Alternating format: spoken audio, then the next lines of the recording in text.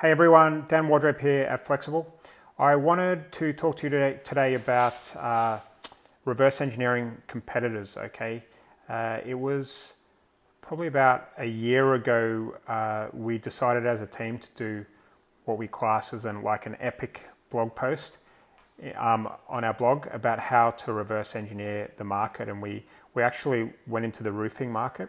We had a look over in the States at what people were running and went through our complete reverse engineering package, that the whole repertoire of how what we'd start with, what tools we use, how we find what the ninja tactics we use to find out what ads people are running, have a look at their funnels, what to do with their funnels, how to reverse engineer the funnels, the whole lot, which is a really amazing way to be able to kick off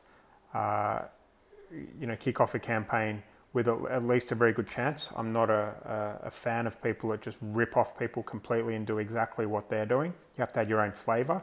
We usually like to say that we'll look at what people are doing and then make it better with our knowledge and our skills and our experience over the years.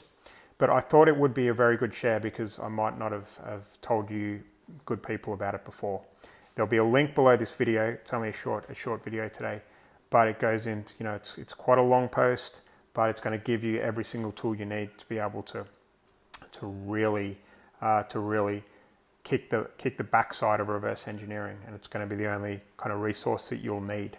So the link will be below this video, and you should have everything you need there. If you're able to comment and let us know what tools you use or what works for you, then please I'd love to hear that, okay, to see what you guys are doing and see how things have moved on since the 12 months that we first made that post.